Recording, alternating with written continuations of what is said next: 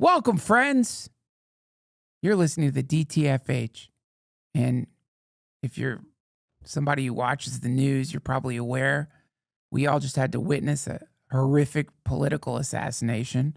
And I realize whoever the guest is this week has got to be someone who can contribute in some way to cooling things off a little bit, giving us a little bit of direction. It was just so horrible. I think many of us are shook. And so with us today is my meditation teacher, David Nichtern. He's amazing. He's written a ton of books. And, whenever I do his intros, it's kind of sloppy. I'm going to give him the credit he deserves. He's a senior Buddhist teacher who's been practicing and teaching meditation for over 40 years. He was one of the initial American students of renowned Tibetan meditation master Chogyam Trungpa Rinpoche and studied closely with him soon after his arrival in the United States in 1970. David is the author of the critically acclaimed books Awakening from the Daydream, Reimagining the Buddha's Wheel of Life and Creativity. That is such a good book, by the way. Spirituality and Making a Buck. He mentors individual students both in person and online and leads meditation teacher training programs around the world via his Dharma Moon platform. Oh, and he's also an incredible musician who's recorded and played with Stevie Wonder, Jerry Garcia, Lana Del Rey, Maria Muldaur, Paul Simon, and many others. And on Tuesday, September 23rd, join David for a free live online event exploring the profound practices of mindfulness and the journey of becoming a meditation teacher. The links are going to be down there. And now, everybody, David Nichtern. David, it's always good to see you. Welcome back. Duncan, yeah, you too. I miss you. I miss you too. Yeah. And, you were the first person that came to mind after the horrific event of last week.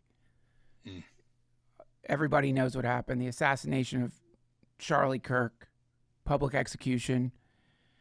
And who do you have on your podcast when globally people are wrestling with what does this mean? Why did it happen? What do I do with the video? If most people, they didn't take it offline. It happened, it happened so quickly and so publicly. It was live streamed. And so it was the video was disseminated instantaneously all over the place. And so in the middle of a podcast I was doing, my producer's like, you need to call Aaron. And, I was freaked out because if that happens, usually it means like something happened to the kids or something. But no, she had just seen that video and was inconsolable.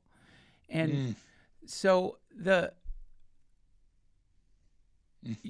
have, it's probably most people, I had all the reactions to it, revulsion, anger, confusion, fear. And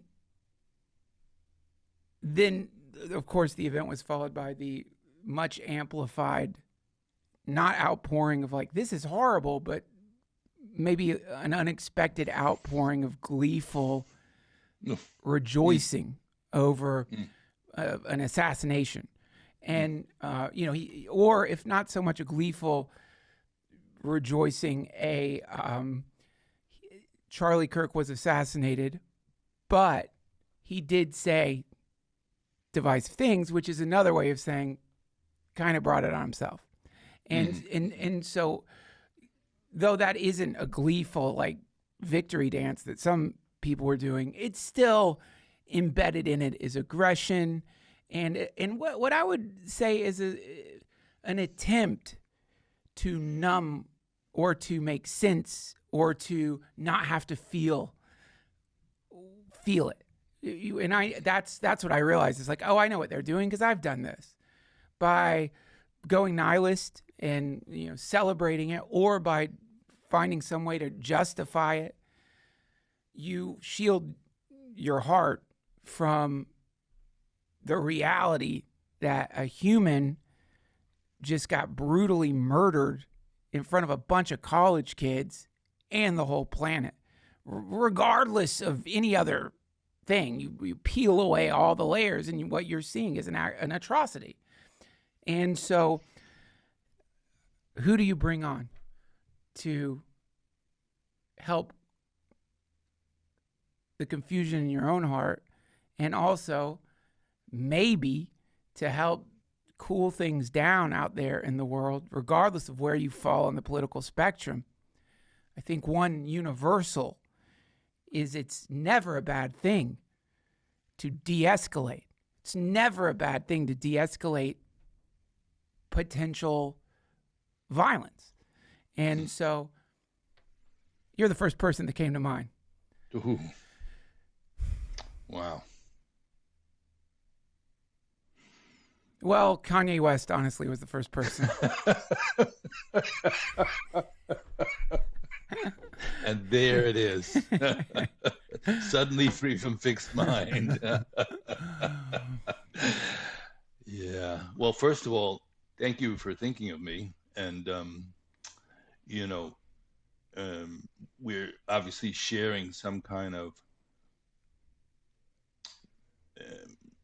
quest for a wholesome way of going about living in this world at this time. You know, so my contemplation when I got kind of a feeling of like talking to you about this was there are different perspectives and angles that people are coming at this from, clearly, right? And usually that's okay, like that over dinner you could talk about, something that happened and people have different points of view, but this is really getting to the heart or core of some very deep feelings for many of us. So I guess for me, I started thinking about, well, what if you go down a level?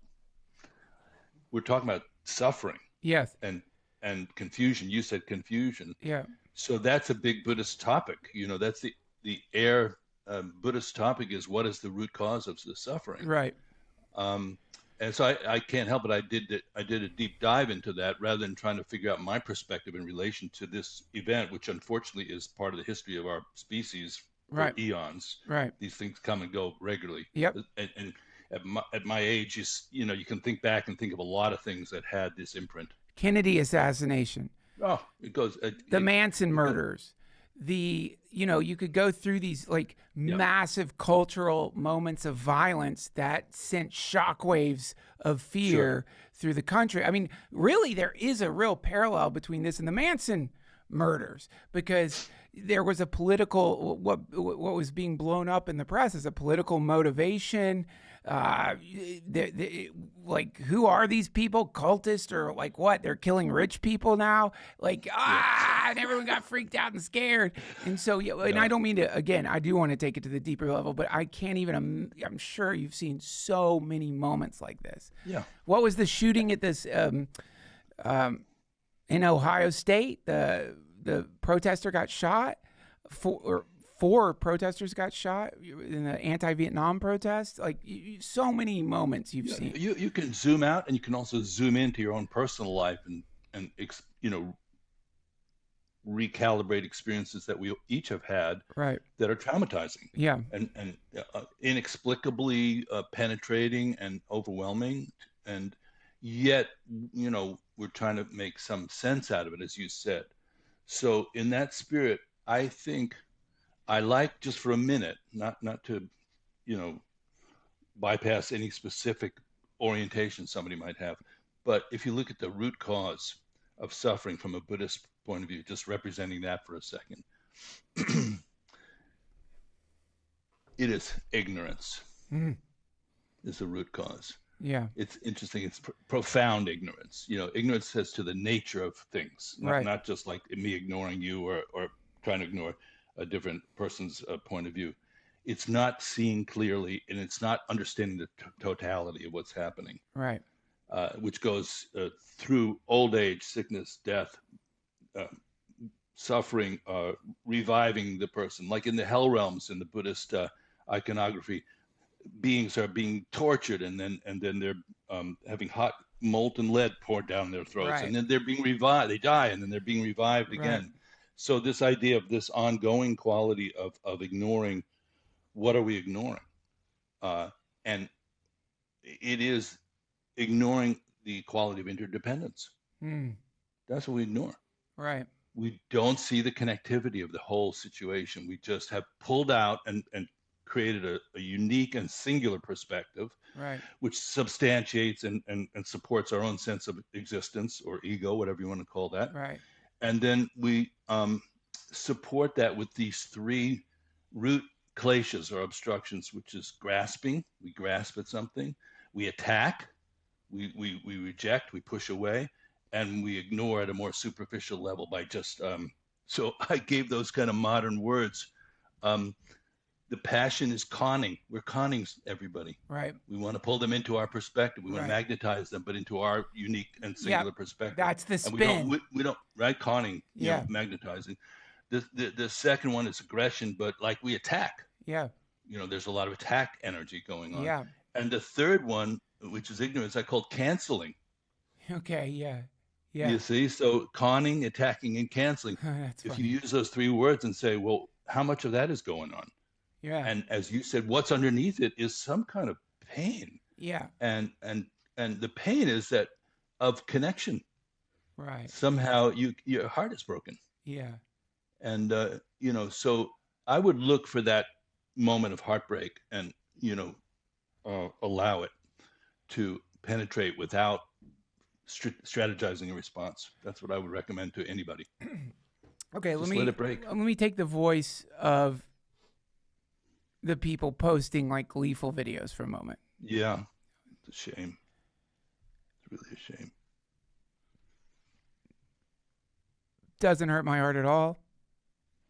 Why aren't you weeping for the Palestinians?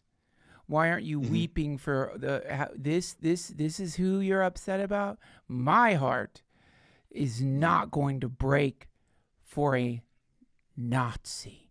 Now, this is by the way, not my perspective. Someone's going to cut just that part out and be like, look what he did. Not my perspective at all. I don't think that, but this is sort of what I've gathered, and it's reductionist because I don't have enough time to go through the litany of charges that some people seem to think this makes a dad deserve the death penalty in the most horrific way. But that is the sort of, rough sketch, I guess you could say, of what you are, I think, astutely calling ignorance. Yeah. Well, yeah. I mean, and of course, we can go through as kind of scientists and students of human nature the different strategic formations that people tend to form to keep their view intact, keep their sense of self intact, right? Right. So, and that's not bad. That's kind of like sociology or the psychological thing, and you're not really like going from the personal heartbreak perspective. You're going from the kind of clarity of mind and saying, oh, this person's doing this, that person's doing that. So the commonality is, and this is where, like, I guess I tended to pull it towards common language, is othering. Right. That's really, if you looked at the root cause of suffering from one perspective, in a high-tech Buddhist language, we'd say it's you're not understanding non-dual awareness, that it's all interdependent. Right. Everything that's happening is interdependent. But in a simpler language, you're othering. Right. You're creating self and other. Right. And that is not only is that the cause of temporal suffering, in one particular incident, but that's pervasive. How these realms are pervaded by suffering is othering. Okay. Now, I completely align. So seductive too, isn't it? Very seductive. And here's where it gets interesting. Yeah.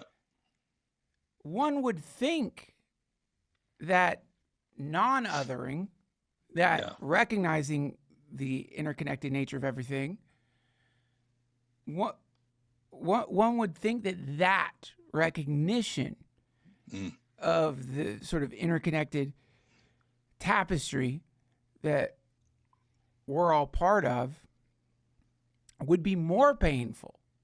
I think many people think, no.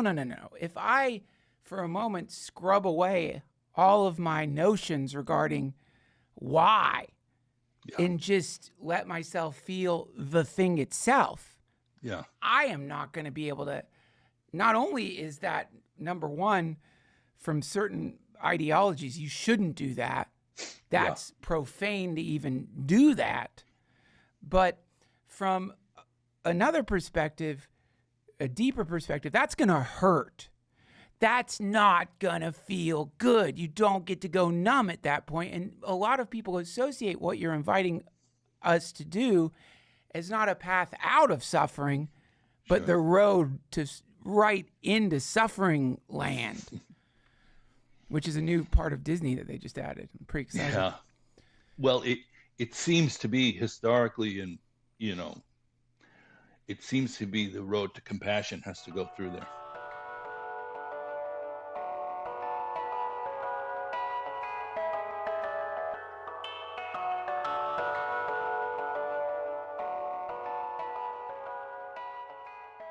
This episode of the DTFH is supported by Ridge. Let me tell you, I'm going to say all the things you want me to say, Ridge, but why don't I just show you the proof? This, friends, right here. This is my wallet. This wallet has now lasted longer than almost any of my other wallets. And some of them have lasted longer, but by now, they look so fucked up. They look like a horrible accident happened, and all that was left of a deer or a cow was its poor, tattered ear that some maniac had shoved credit cards into.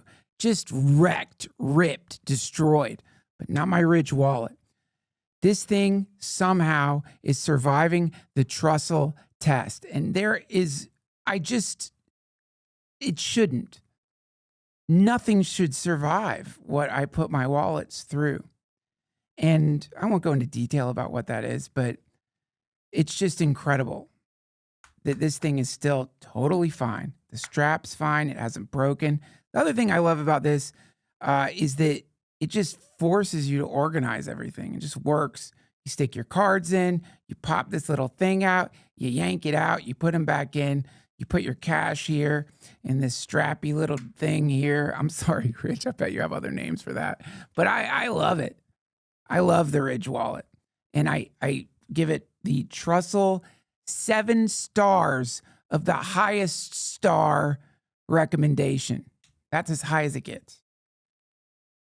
And that's not just because they're sponsoring me. If I met you on the street and you're like, man, I need a wallet, I would embarrass myself by pulling this thing out and showing you. I wouldn't give you my offer code. That'd be weird. It's got a unique, slim, modern design that holds up to 12 cards plus cash. It's made with premium materials like aluminum, titanium, and carbon fiber. Over 50 colors and styles to choose from. All Ridge products have a lifetime warranty. This is literally the last wallet you'll ever have to buy. Does it give you...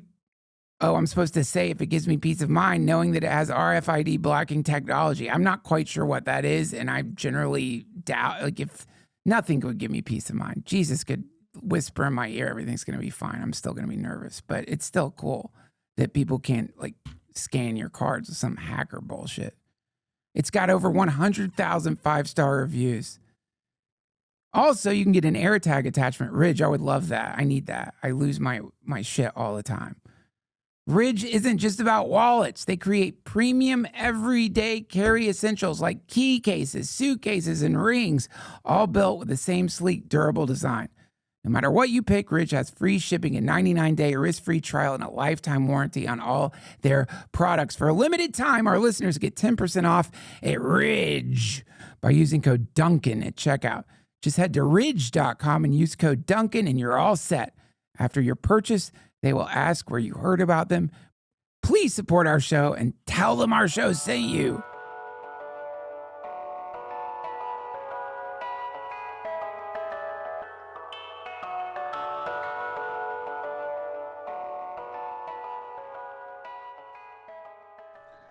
Over eons. Yeah. You don't find the great compassionate beings who have not gone through the valley of experiencing suffering properly, thoroughly, fully, non-dually. Yeah. And what's interesting is the othering in the name of. I would say, I'm going up in the skybox for a minute, but we'll bring it down. Othering in the name of non-othering, which is you use these great religious, spiritual traditions, and you other from that premise. So I'm not an expert in Christianity, which seems to be a thread going through this whole situation. But the idea that you would other people in the name of somebody who clearly took on the suffering of others as a regular diet. Well, am I getting that right about Jesus Christ? Did he I take on the come suffering not of to others? bring peace, but with an axe I will separate brother from brother. He did not just say that, and it's a from my understanding, there is the sort of hippie Jesus, you know what I mean, and hippie Jesus is there. Hippie Jesus is definitely there. Love everyone, do unto others as you would have them do unto you. And then there's, like, I don't know what you would call it, like dark Jesus, and that Jesus is also saying, I'm going to show you with my own life what happens if you tell the truth. And then we all know how the story ends. Spoiler alert: they tortured and killed him, and and then within that there is no like, but you're going to be fine. Yeah. But rather and if you follow me, you can expect the same shit. And so there within that you have Christianity. And then you have the interpretations of Christianity, which show up in a lot of different ways and which create the sometimes justified critique of the thing, because it's like someone isn't looking into the thing itself. I know you don't want to get into a Christian theological discussion right now. Well, because I'm so unqualified to do it. Me too, by the way. Me too. But boy, that never stopped me from talking about anything.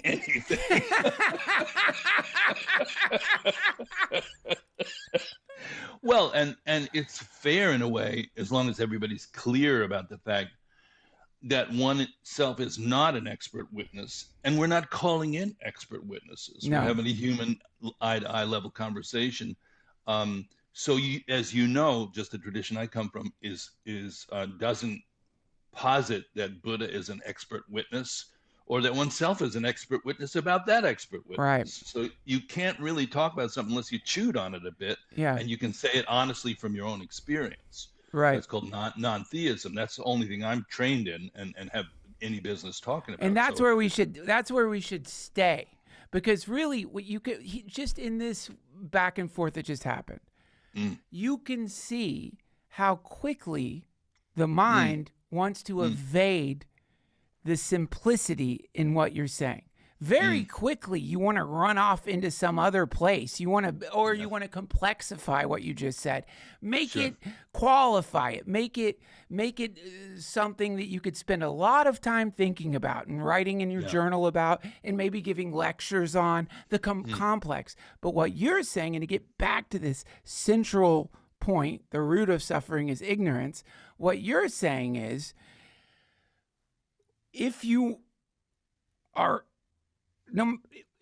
suffering right now, sure, you can ascribe that suffering to the most recent political assassination. You can ascribe that suffering to socioeconomics. You can ascribe that suffering to classism, capitalism, leftism, conservatism, homophobia, all the things. You can ascribe that to those.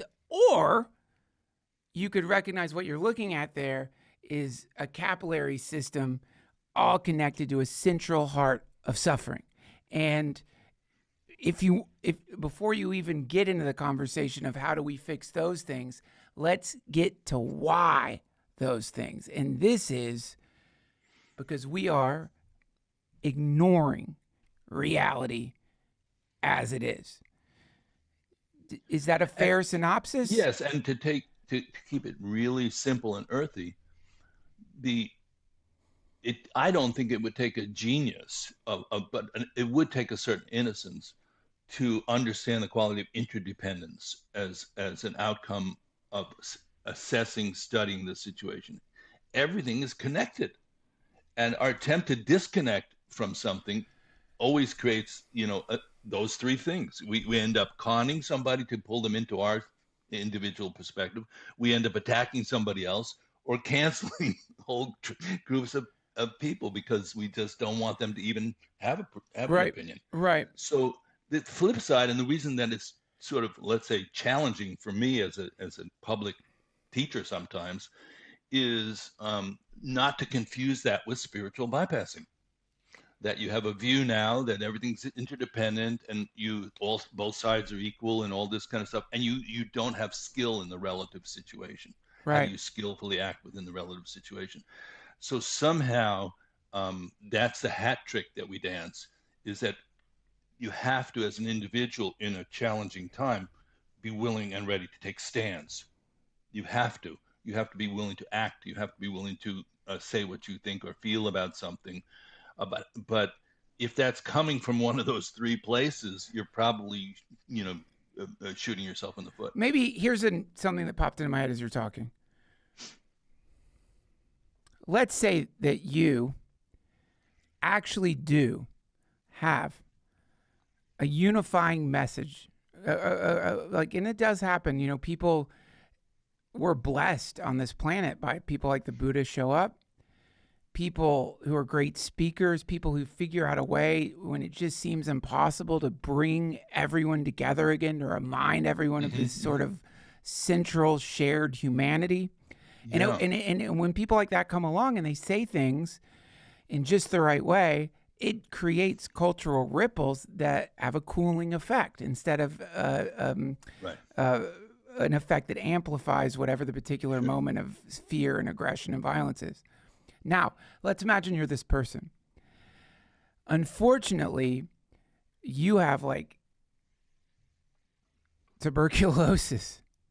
You have some kind of contagious illness.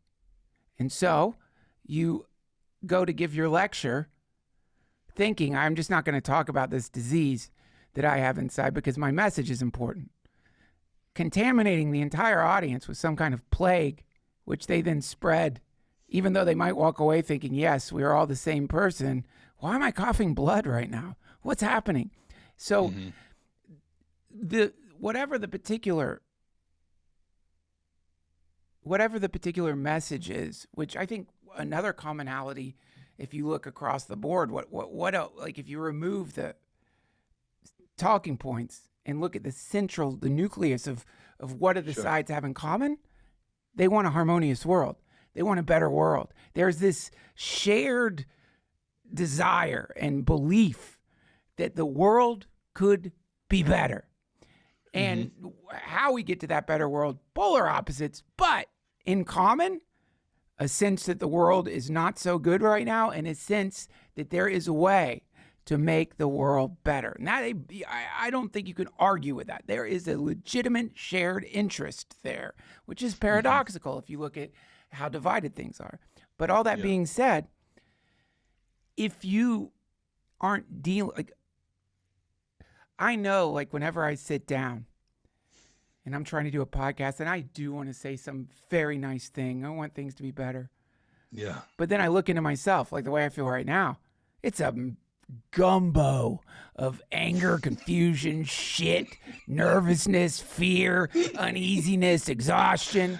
You know what I mean? The thing that you're talking about, the fundamental central issue, I have not truly dealt with that. And so no matter what I say, mixed in with that paint is going to be some kind of darkness. And so, but then what, David? We just don't talk until we're enlightened?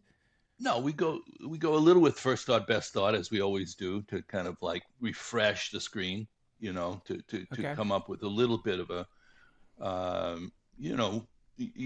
confusion also tends to dig in and kind of, like a tick, it kind of gets its head in there, sucking blood.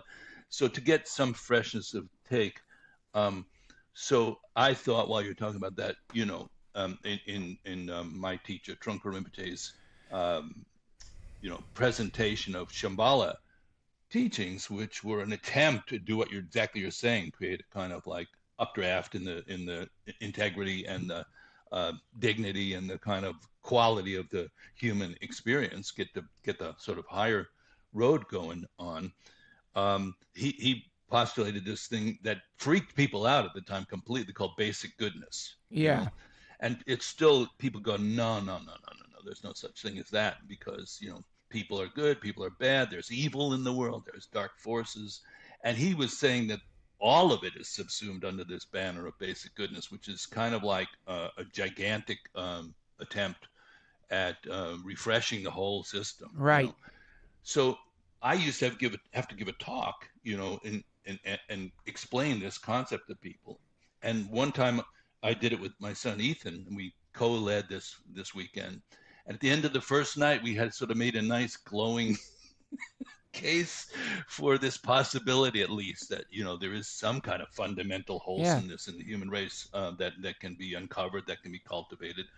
And I said, okay, that's all we have time for tonight. There was a guy in the back of the room, with his hand up, and I knew we should leave it alone. But Ethan said, okay, we have one more question there.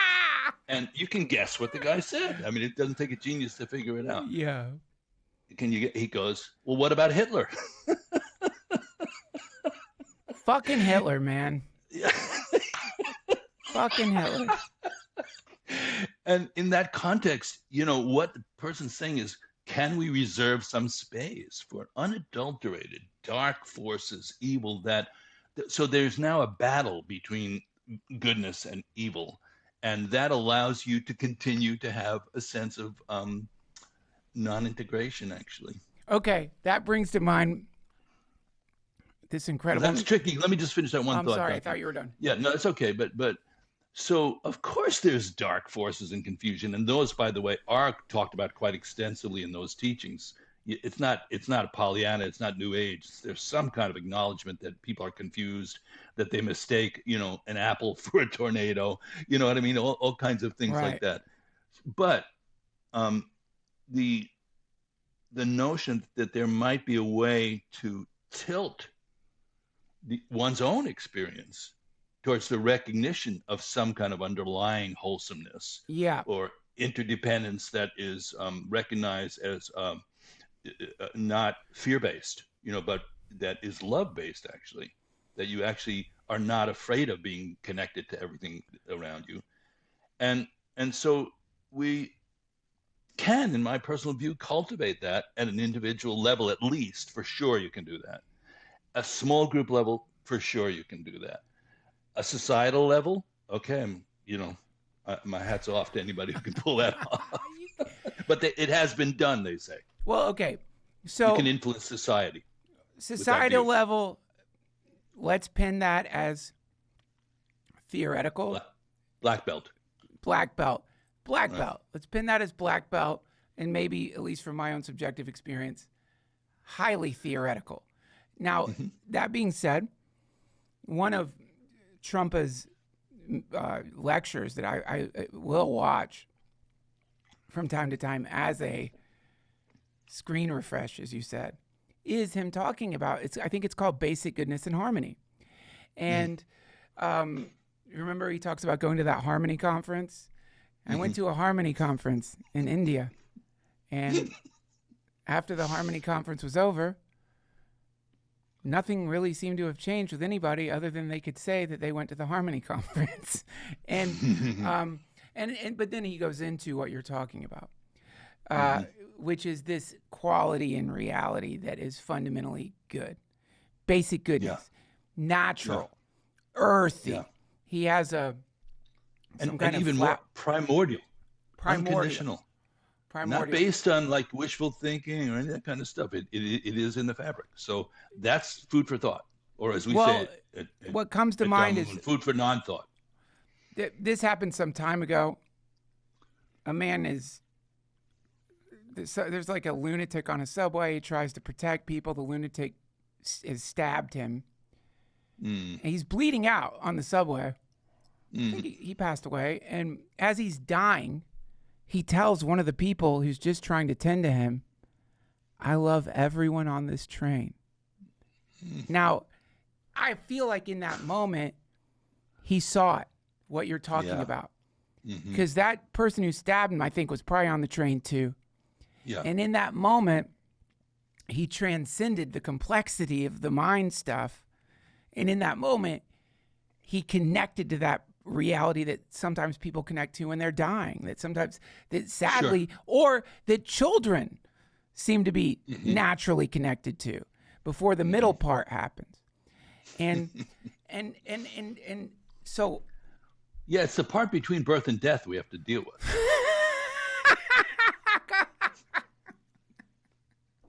Listen, you're just gonna have to deal with the part between life and death. After that, it's great. It's fine. Before and The after, rest it's is fine. easy. And so, but I do think that I can plug into the basic goodness thing subjectively and in my neighborhood and when I go for a walk and even when I step on dog shit, which is all over my driveways. Unfortunately, there's what I'm saying is even in tumultuous moments, sometimes I can see through them into this is good. Yeah. And then where I realize like, oh, well, I guess this is all bullshit, is when something like this happens and it's like I've been wearing a backpack filled with spiritual aphorisms that I happily throw off. That I happily am like, fuck all that. No. Yeah. Vengeance is mine, saith the Lord. There must be punishment, revenge, retribution. If we don't do something now, oh, we're all done forever. We must attack, fight back. It's over, man. You can't let this keep happening.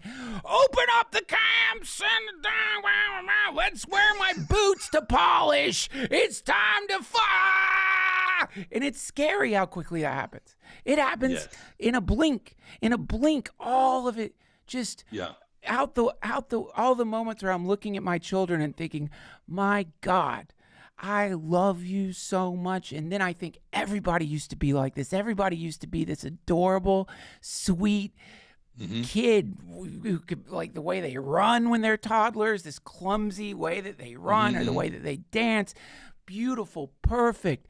Everyone was like that. Everyone is this inside. And then this shit happens and it's like, I must protect my family. Yeah. Yeah. So the macro's harder for me. So yeah, the trick, and I didn't know we'd be talking about this, but I never know what we're going to be talking about, so that's equally okay. And it is in the wind right now for the time being. The trick is somehow to get married. And stay married. Another wife? You're saying marry someone? Okay. Yeah. No, and we should keep in mind the person we love the most, using that analogy, can become our mortal enemy. Absolutely. So it's us. The point is that we are flickering between these three things of conning, attacking, and canceling. Yeah. And that's our operating system for most of what we do in this life. Yeah. So I said, well, what would happen? And this is still theoretical. We're going to bring it all the way down. What if we flip that script and conning became the basis for affection and connection? What if attacking became clarifying the situation? Yeah. So that there's some real use for the anger because it produces clarity and penetration into things that might need to change. Right. And what if canceling just turned into a kind of more spacious approach towards allowing different perspectives somehow to have space rather than you have to attack immediately or con immediately? Well, what about Hitler? Yeah. Well, Hitler, and I'm Jewish. So this is a big deal for me personally. And when I see people being anti-Semitic, it hurts me. And I go like, what? This is a twist. So.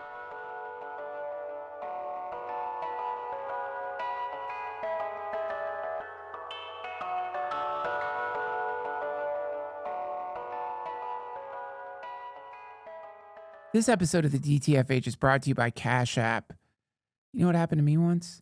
Somebody hacked in to one of my streaming services and just started like sharing my login to the streaming service. It was really amazing because like all of a sudden like you could see the names of all these people and it appeared to be some kind of like apartment building in India was using my streaming service, all these Indian names. And like, I didn't mind. And then I found out it was costing me like a lot of money. I'd been hacked. They're out there.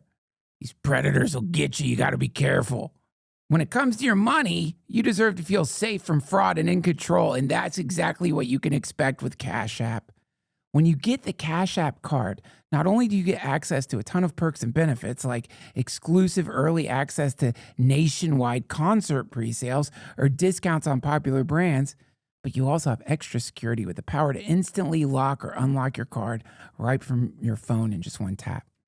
If a suspicious transaction pops up on your card, Cash App has your back by automatically declining the purchase and sending you a heads up to confirm if it's you or not. Behind the scenes, you can rest assured knowing your account balance is protected by 24/7 fraud monitoring. And if something ever feels off, you have the ability to lock your card right from your phone in just one tap. With Cash App, you can spend, save, and live your life knowing your money is right where you left it, with advanced built-in security, protections you can count on, and help when you need it. Spend with peace of mind today and order a Cash App card in the app or at cash.app/card. For a limited time only, new Cash App customers can use our exclusive code to earn some additional cash. For real. Just download Cash App, use our exclusive referral code SECURE10 in your profile. Send $5 to a friend within 14 days, and you'll get $10 dropped right into your account. Terms apply. That's money. That's Cash App. Cash App is a financial services platform, not a bank. Banking services provided by Cash App's bank partners. Prepaid debit cards issued by Sutton Bank. Member FDIC. Instant discounts provided by Cash App, a Block Inc. brand. Visit cash.app/legal/podcast for full disclosures.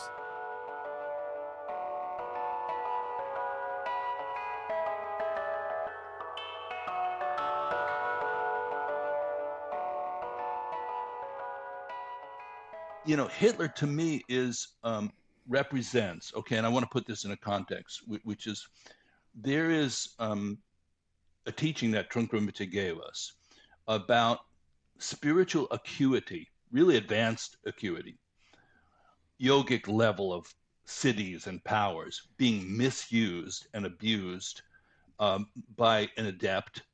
And there was a model for this, which was called Rudra. This is not the Rudra from the Hindu tradition. He was a tantric teacher. And he explored reality like he thought his teacher was telling him what to do. And he went and he had sex and he had businesses and he kind of operated in the phenomenal world very, experimentally.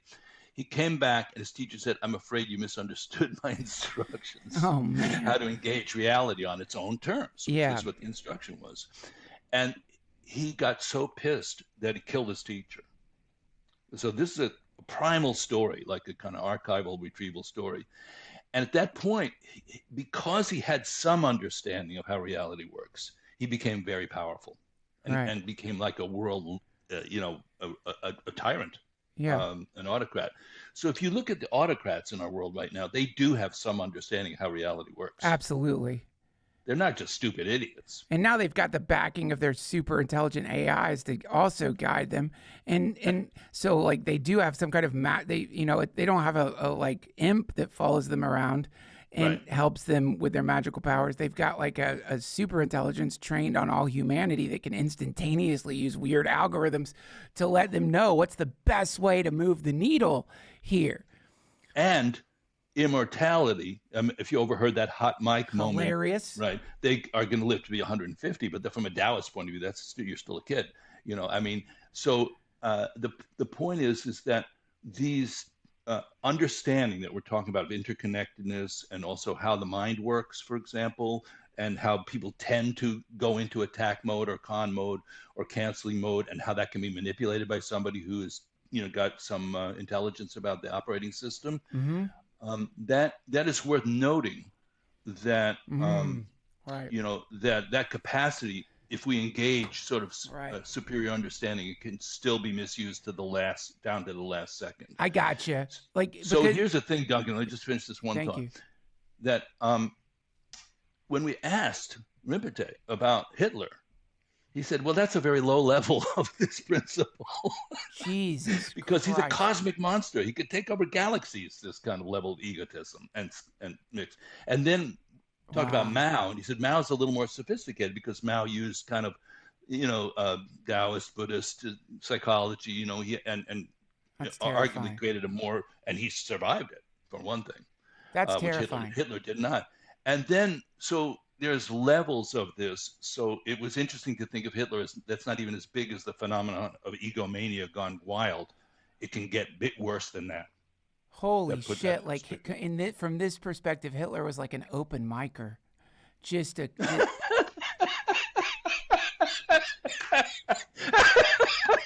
Well, and look what you just put. If you put together the level of autocracy that's being invoked now, the kind of shrewdness of it, and then use of the technology to support it, you could envision a kind of a 1984-ish kind of level of roothood that would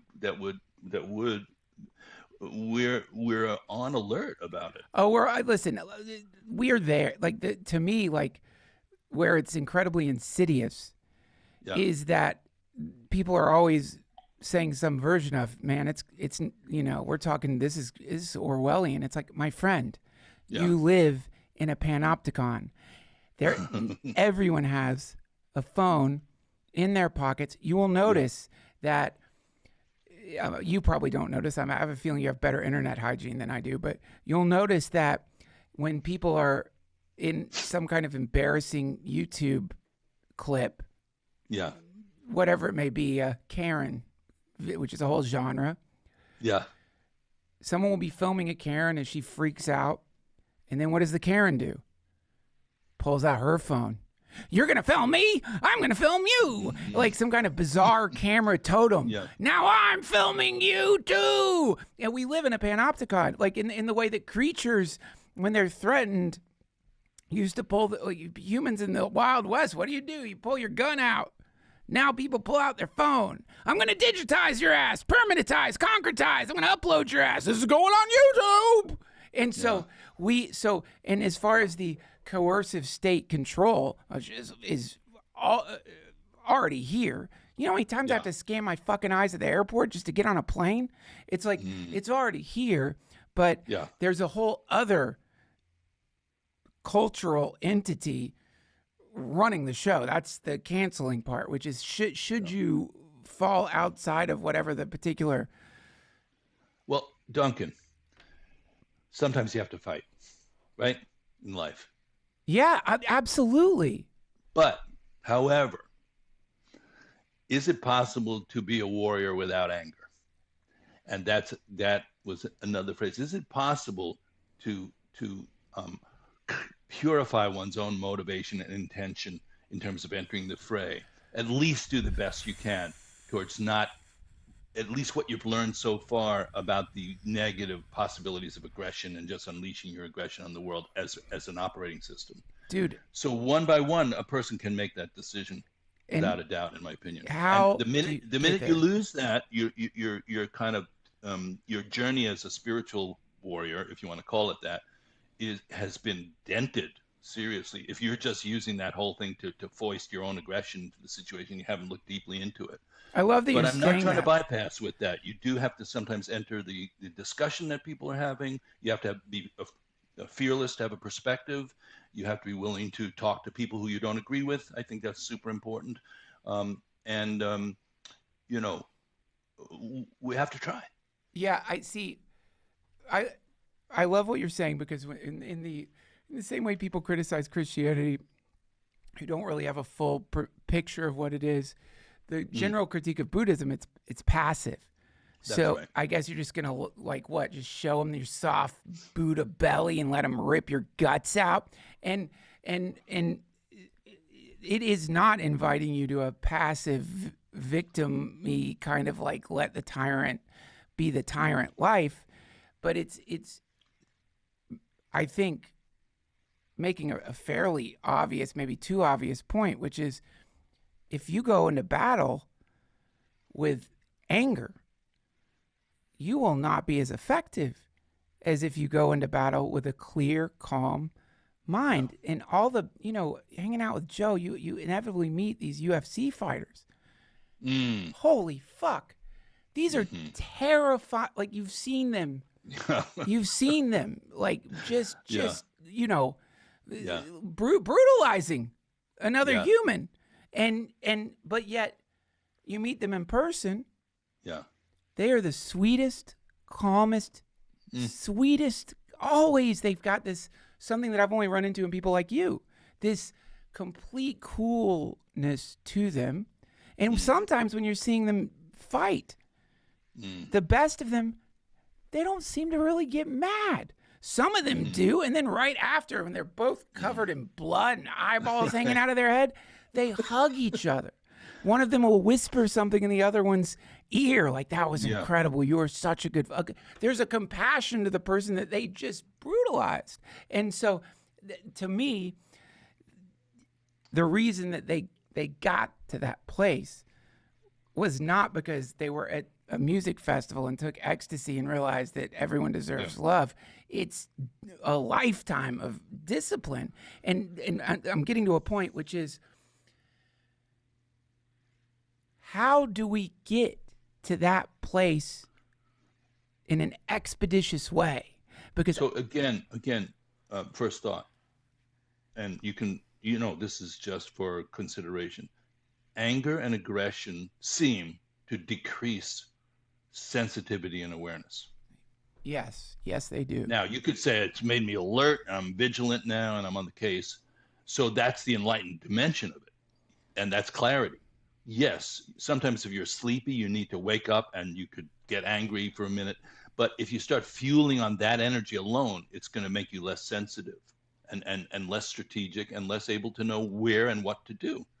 So we may have like a cultural renaissance that's happening here. And here's what I think, Duncan. The whole world is looking at governing systems with a new eye. And, is the best governing system some kind of hierarchical structure? Is it a geodesic 100%. dome? Yeah. What and we're looking at it like the idea of democracy is not that old comparison to other forms of governing systems, which are more hierarchical. So, and there's hierarchical systems that are more benevolent and ones that are more like dominatrix, top-down kind of things. So I think that there's some real looking at how we should be going about it. And well, look at what just happened in Nepal. I mean, they overthrew the communist government, and they have now the kids, Gen Z. Oh, don't take their phones away. You know what? That's they told them they couldn't have phones anymore. And that was the final straw. That broke it, huh? It already wasn't great, but they took their phones away, and within I don't know, a day, the Parliament building that's been there for hundreds of years is on fire. And I think they're attempting to institute some kind of like digital democracy. I mean, I feel like, I don't know, but the before we even get there, though, David, I want to mention how, on one level, anger feels good. And when I intellectually contemplate dropping my anger, do you know what I also immediately think? But then I can't attack. But then there's a sense of like, I will have neutered myself. Well, you'll be defenseless. Yes. Like a baby. Yes. That's it. And though as you mentioned, the top-down hierarchical system is great with the dominatrix, and we must allow the dominatrixes to do their very sacred and holy work in this world. But the on a general life experience, I can remember, God, this is way too personal and intimate. It's so sad. And when I think back to it, I'm just like, God, I wish I knew you when I was a kid. But I can remember parents got divorced, PTSD dad, alcoholism. I have the classic, can't remember most of my childhood thing. I can remember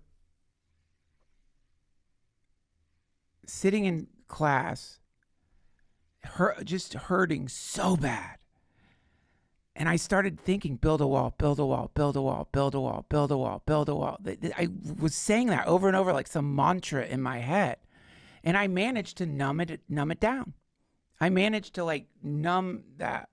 And so what you're inviting, you're basically inviting a lot of people who have experienced a lot of pain to just deconstruct this wall that they probably started building when they were kids, and that did keep them safe to some degree. They, to some degree, needed it. And which is why when I start going in this direction, I'm like, I can't, you're talking about years of masonry here, friend. You're talking. And I don't mean the Freemasons. I'm saying years. You're talking about declaw, defang. What? Yeah. And then what? And then what? Ripped to shreds by and that's a great question. How does one engage in that process of becoming more vulnerable, becoming more open-hearted, becoming, less defended? How do you take care of yourself properly? Yeah, how? And so this is, again, I come naturally. I don't think I'd be teaching or having these conversations if I hadn't studied the tradition I studied and feel some responsibility and interest in perpetuating it and going forward with it in a very fluid way. But what it says is it's called a mandala. There's an arrangement of things that is very organic, and it includes protection principles. So when you see these mandalas, these ancient mandalas, there's a great being sitting in the center of it, which represents some enlightened quality, wisdom, compassion. Then there is sort of a coterie around that deity. There's some kind of like society that forms around it, intimate gathering of people. And then there's a sort of boundary of it and a moat around the situation. In other words, it's this sort of, you can't just run in there and spiel and throw up and puke your body. You have to kind of be a little more mindful to start with, and then you engage those aspects of energy for yourself. And there are protectors outside, and they're fierce. Like in Japan, there are these sort of dogs, and in Tibet too, they have temple dogs. And if you're not going to disarm, you can't come in. Okay, that's you cool. Can't just go. So that and those principles. Here's the analogy that's used for it: is the thorn on a rose. That's a natural protector. Like you say, the rose is so vulnerable, so beautiful. Somebody could just pluck it or just throw it away, stomp on it. But the thorn makes you aware and wakes you up on the spot. So that's the protector principles. That's what police is supposed to do. That's what the military is supposed to be about. Right. We need protection from our own, sort of, let's say, habitual forces that can bring the whole situation down, but they have to be without aggression. How? And how is that even possible? Right? Yeah, you have to train those people to be like, and great policemen and great military people they are not coming from an aggressive place, actually. No, like you said, the UFC fighters, Yeah, I've seen that, but I guess I mean like in a more pragmatic way. Like I mean like today, for people listening, who are contending with insane cultural forces on top of cultural forces, that these kids, David, just think of these kids. Think of Gen Z in the last, like, everyone's down on them. They call it the Gen Z stare. I don't know if you've heard of this, but they have this weird stare. And it's like, look at the world that they were born into. They were born into a world with a brand new technology, hyperconnectivity, a sudden like explosion of like ideas from anonymous sources or like people with varying spin, I guess you could say, different cons.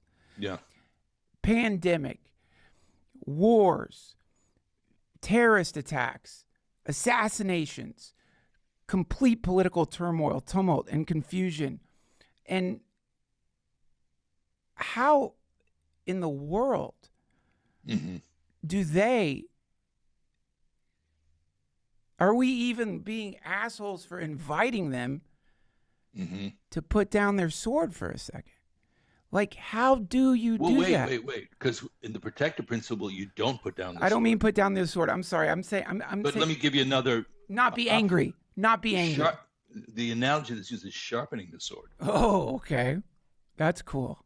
Okay. And the sword is the prajna, the discernment. So you could train those young people to take that clarity of mind and that need to be part of a changing situation, and you could sharpen it. You could invite them to become sharper, not duller. And the way, and the whetstone in this case is practice. Non-ignorance. It's practice. It always is going to come back to that. If people don't have a personal practice or cultivation, everything we're talking about becomes very theoretical.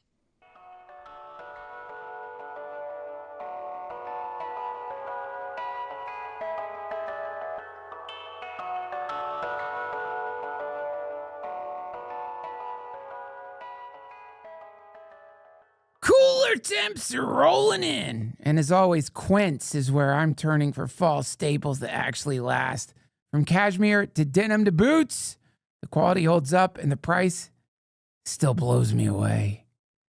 Quince has the kind of fall staples you wear nonstop, like super soft 100% Mongolian cashmere sweaters starting at just $60. Their denim is durable and fits right, and their real leather jackets bring that clean, classic edge without the elevated price tag. What makes Quince different? They partner directly with ethical factories and skip the middleman, so you get top-tier fabrics and craftsmanship at half the price of similar brands. And let me tell you, friends, we're going to cut right to the chase. I have some Quince underwear, and I love them. I love them. And somehow they're surviving being wrapped around my ass. They're great, perfect fitting, wonderful underwear. And yeah, I could go through all the other cool stuff they have, but let me tell you, underwear, that's like a building block of everything else. And if a company isn't selling you good underwear, I can promise you everything else must be messed up too.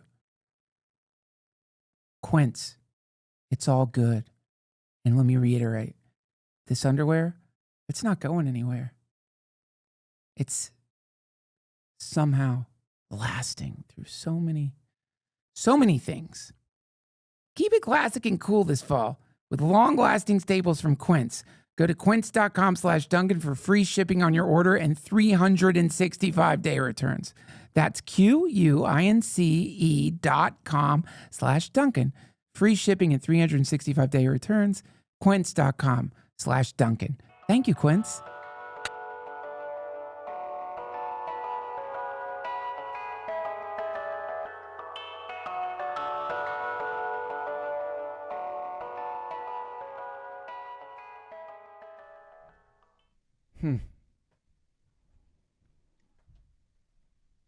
Yeah. So it's almost like, look, what you're saying isn't like sit down, bench yourself, stop participating. What you're saying is there might be a more effective mind state. There might be a more effective way to engage. And you're not going to get there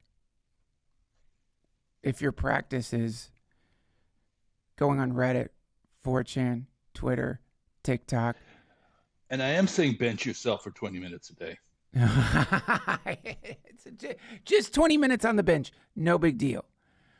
Yeah, but for all the people I work with, it's a huge big deal for some of them. Can't get there.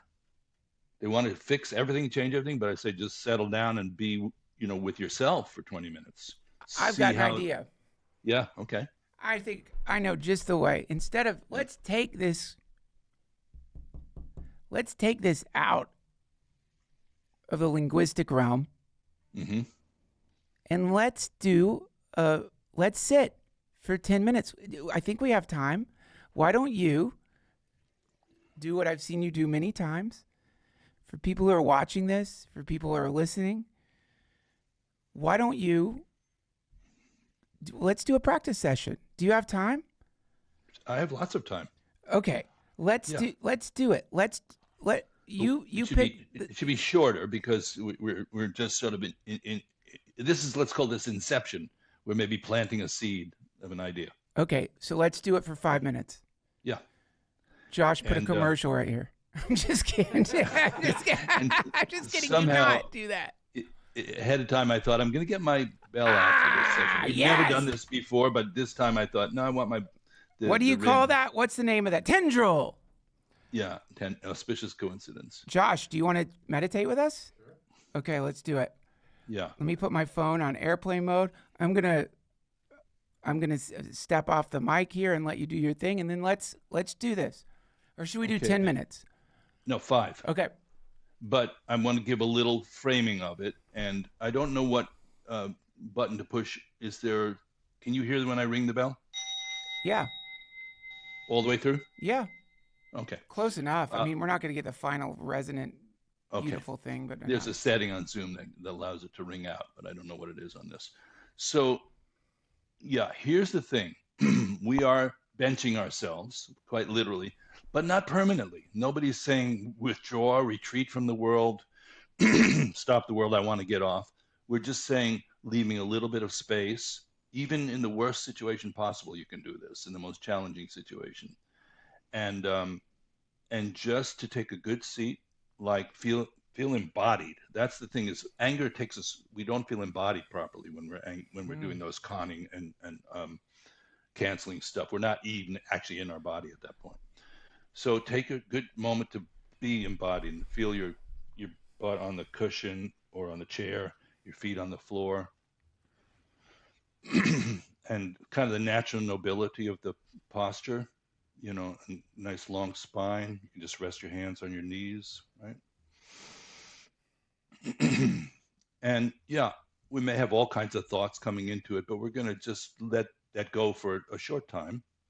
And the second step, once we've taken our posture, and you keep your eyes open with a soft downward gaze, there's no hiding out here, it's just you're being present. The second gesture is to just allow your attention to come to your breath. So you're just being mindful and aware of your own breathing in a very organic way. It just gives you some place to anchor your attention for a moment. So just feel the breath going in and out of your body.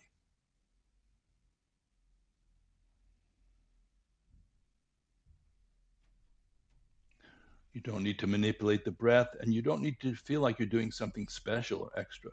You're just taking your seat and paying attention to your breathing.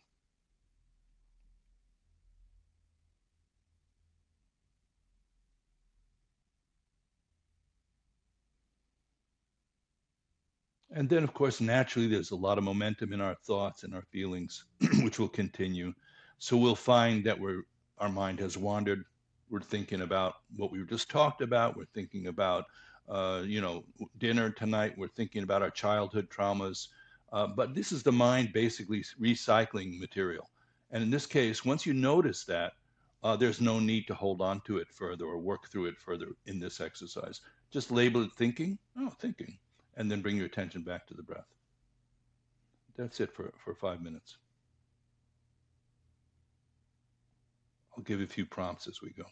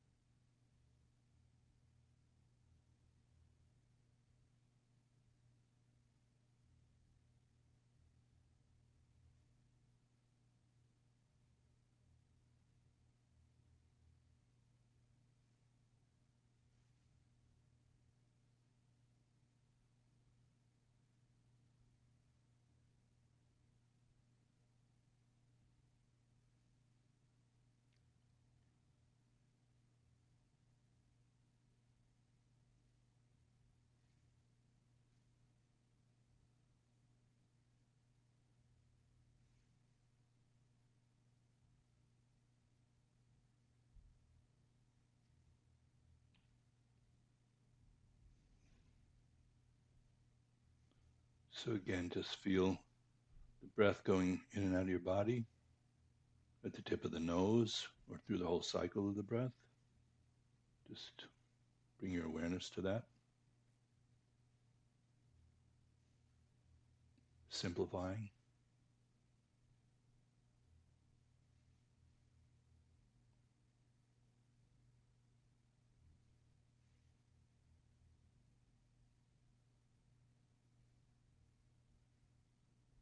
And when you notice your mind is wandering, there's no need to repress the thoughts, but we also don't have to go down the rabbit hole following them. So just label it thinking and come back to the breath.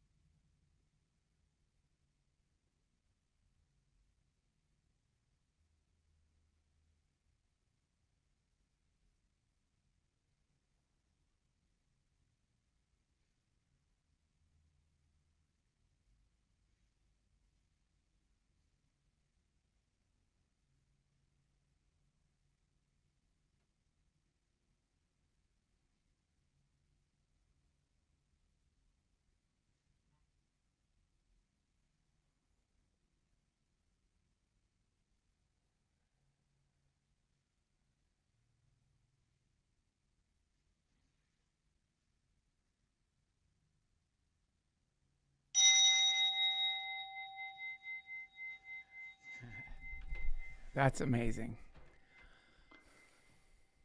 And so the recommended dose is maybe if people could try that 20 minutes a day, 5 days a week, something like that, and just see what it feels like to be you without any other,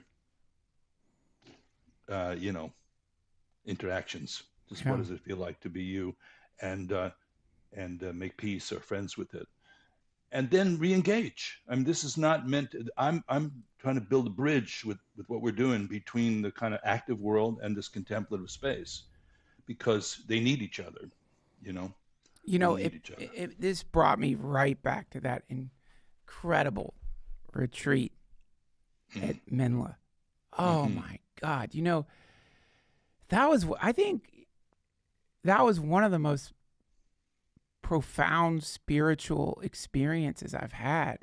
But it's so subtle. Just like the other day, today I was holding my daughter's hand, walking her to her class. And I remember doing the walking meditation. And I remember how you said this will anchor your practice in post-meditation experience. And just like that, I was back there in that mind, it really did work. Because, like, my God, I have such a rotten practice. I drift like a kite, and moments like this, anytime, the reminder of that place is so wonderful. It's great to remind yourself not of a place, but of the instruction. Right. Like, don't take your eye off the ball. Like if you had a good little league coach, you don't remember what it feels like, but you can remember that instruction. You go, okay, I'm here now. This is actually happening. Yeah. I would love to see it. I mean, look, I may be heavily biased towards thinking this is a good idea. And I also want to say I'm not an expert on any of this. I'm certainly not a political. I don't want to give people advice as to whether they should do this or do that. That's not where I'm coming from. But I do feel like can you imagine those congressional hearings if they started it and ended it like we just did? That'd be amazing. It's the 1 minute in boxing. There's 3 minutes in the ring, 1 minute in the corner. Oh my God. Or like anytime the president gave some kind of address, if it just started with that, with him just sitting for 5 minutes with a bell. You can approximate it too without the bell and with 20 seconds of just leaving some settling quality. That was the greatest moment of meditation ever. Maybe the best. They say it was the best. They say it was the greatest meditation ever. That's what people are saying. In fact, they say that I'm the best of meditators, maybe the best American meditating president of all time. One of the best. That's what they say. And then you just label it thinking and you come back to just being the president. That is to me, what you just walked us through, and maybe I just call it this because I like drama, is one of the most revolutionary, subversive things that I know of in the world. That for some, that should not matter. And the fact that it just that alone, I don't know how you guys felt. You might be like, that was fucked up, boring, or whatever. That's what I used to think when I did it. Yeah. But generally, my sense is like, my God, this is just right in front of everybody, totally accessible. And boredom is the antidote for hyperactivity. Right. It's a good antidote. So we're cranked up. That's my perception of the world. It's in hyperdrive and cranked up, and people are ready to go. Like how if you encounter somebody like in a bar and they're ready to go, we're cranked up. We're on the edge of our seats for something to happen, and so nothing seems to be the antidote. It's the best. It really is the ultimate, to me. In between doing activism, that is true activism. But it's so odd because, I mean, you wouldn't think of it that way. It's maybe, but look at Thich Nhat Hanh or Gandhi. Yeah. Well, and it's possible. We have to explore it. We have to find it in our own time and place, and we have to deculturalize it. It doesn't need this uniquely cultural envelope. It needs human access for modern people, just to be able to integrate some kind of little bit more space into the hyperactive universe that we've created. If anybody has any questions about it, they can let us know. Let me do a pitch here, by the way, I like, in case you forget, not that you would, but David has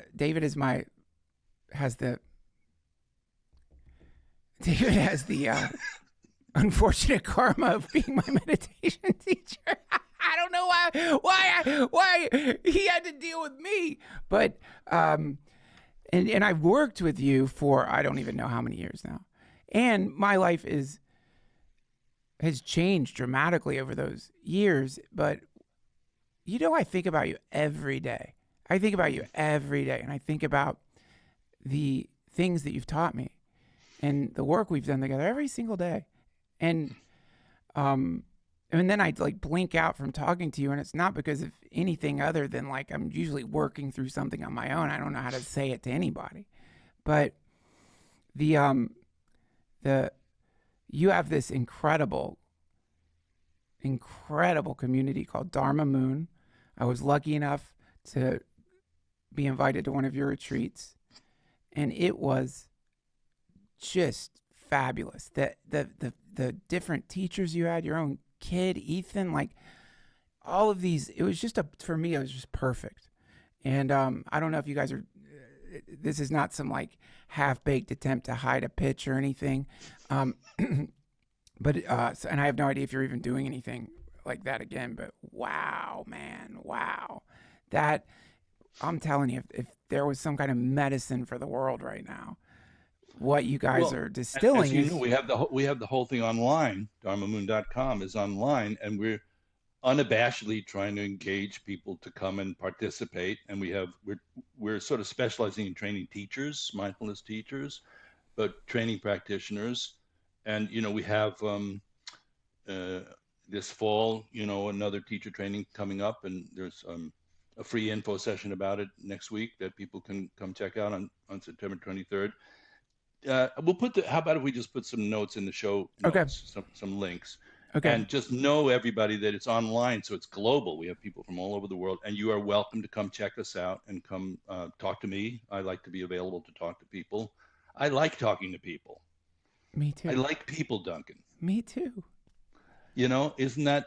And you're not going to find too many people who say it. I don't like people. There seems to be a growing number these days. No, they're going to say I don't like some people. Ah, right. True. So the spiritual people are trying to get you to open the envelope to include everybody. It's a black belt territory. Right. But you can start by taking somebody who irritates you a little bit and not losing your cookies. You know what I mean? That would be like a one small step for mankind. It's true.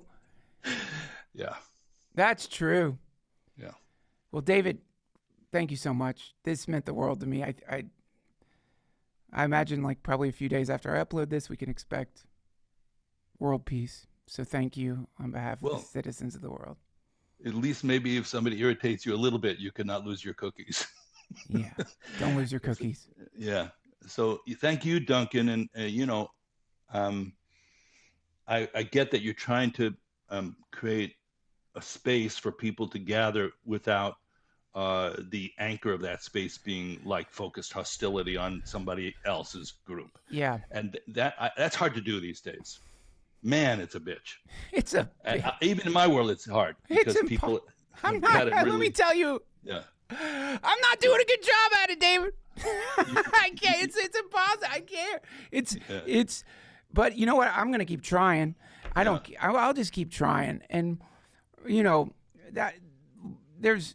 Fortunately, I've got people like you to connect to, and I always try to redirect. It's totally lame. I always try to redirect people to you. Well, but look at I'm like the general I'm the shitty GP. Thing, right? I'm the general practitioner, man, and you're the specialist that I send everyone to. Well, it's interdependent, and a lot of people people call me from New Zealand and they say, I heard about this on Duncan's show. I mean, a lot of people are, and this is something where I think humor can be very magnetizing for people. Just like, the worst thing that happens is you get totally humorless. God. Like that would be the definition of autocracy. Oh my God. Yeah. That's so terrifying. And it's such it's no sense of humor. No sense of humor. That's nihilism. Nihilism's, I'm sorry, it's humorless. I mean, there's funny nihilism. Who am I saying? George Carlin. Theism can also be pretty humorless. You're damn right. It's across the board. I'm not talking about a trivial sense of humor. I'm talking about a profound kind of appreciation of. Go see Spinal Tap 2, by the way. I just saw it. Is it good? I laughed out loud, embarrassingly out loud the whole time. Yeah. Well, anyhow. You know what? When I press stop, I got to tell you this Norm Macdonald joke about Hitler's dog. Okay. Thank you, David. We'll leave that for next time. So Hey, everybody out there, good to see you. And thanks to Duncan for including me in Thank his you, David. You are just the ongoing. best. Thank you. Okay. Ciao, everybody. Bye. That was David Nichtern, everybody. Don't forget to sign up for his class. I wish you all well. I hope you're doing okay. And I'll see you next week. Bye.